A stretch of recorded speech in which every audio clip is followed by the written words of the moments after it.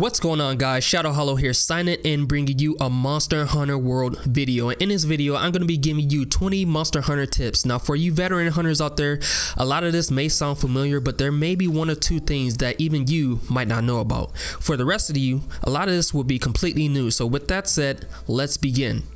When a monster is asleep, your next attack will do 2 times the amount of damage. So if you happen to catch a monster sleeping, be sure to think about your next move.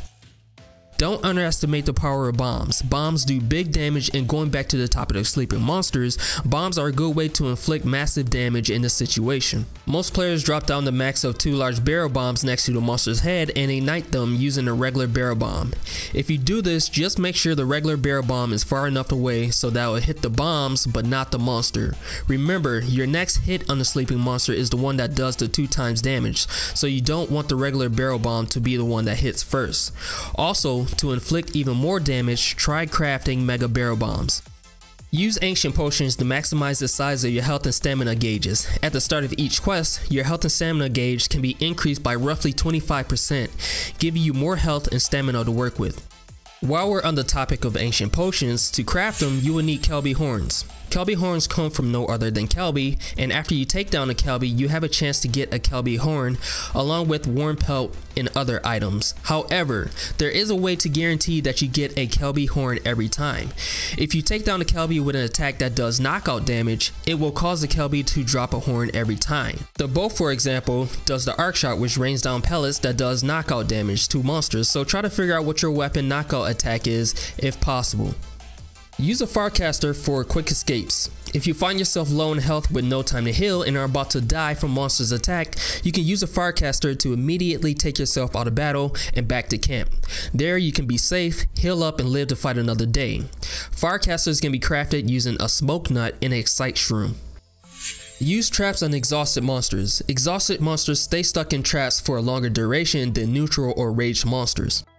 When using the bow, use the new lunge attack to not only deal a nice amount of damage, but to also mount monsters. The lunge attack can be done by pressing triangle on PS4 or Y on Xbox One after a charging sidestep. Before fighting a monster, check their weaknesses. There are several websites that give you details about a monster, such as their elemental weakness and critical spots. Knowing these things will allow you to be more efficient when facing a monster. I will link a website where you can go and grab this information in the description below. Use sonic pods for monsters that dive underground or underwater. Sonic pods will force them back up and stumble them for a short amount of time. Look for food perks when eating at the canteen. Food perks will give you additional benefits on your next quest in addition to the perks you get from your meal of choice. These perks may change for each meal after each quest, giving you a chance to receive good perk combinations. Make good use of the auto combine feature. This feature allows you to automatically combine necessary materials to make an item as soon as you pick them up. For example, if you pick up a herb, you can set it to auto combine so that picking up a herb will automatically turn into a potion. Always bring Astera Jerky. When you take damage, you may notice a red meter along with your loss of health. That indicates how much health you will naturally heal over time if you don't take any more damage. Astera Jerky will fully heal that damage, and using Astera Jerky before a potion is more efficient than just using a potion. Astera Jerky also heals bleed effects, so definitely take some when you're facing monsters like the Odogaran. If 2 monsters show up in the area, hit one with a Dung pod and it will go away. Bring nullberries for monsters that cause blights. Some monster attacks will cause effects such as water blight, which will slow down your stamina regeneration, or an ice blight, which will speed up stamina usage. Nullberries will cure these effects. Look around the area you are in for toads that will trap monsters. Toads like the paralyzing toad and the sleep toad will do as their name states. About 3 seconds after you attack them, they will release a cloud with the corresponding effects, so with a little timing you can use this to trap a monster. Just make sure you don't get trapped yourself.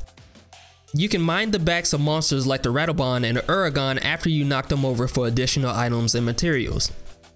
Take advantage of monsters that fight each other. Monsters actually do a lot of damage to each other, so if the monster you are fighting gets attacked, just hang back for a while. The more you use a trap on a monster, the more the monster will become resistant to it. This means a monster will break out of your 4th shock trap much quicker than your 1st. Same goes for things like flash pods and poisoning. Need to carve insects like Hornetars and Vespoids? Use poison smoke bombs. These bombs will poison the insect and kill them without breaking them apart, like what your weapon will do.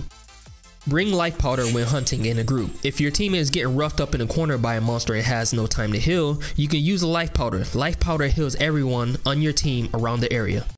And that's it. That brings me to the end of this video. Those are 20 Monster Hunter tips for you to use inside Monster Hunter World. If you found this video helpful, then a like would be super appreciated. Be sure to subscribe for more videos that I have coming along the way, and make sure you hit the notification button to get notified for whenever I post. But that is all for me, guys. Thank you all for watching. I'm Shadow Hollow signing out, and I will see you guys in the next video.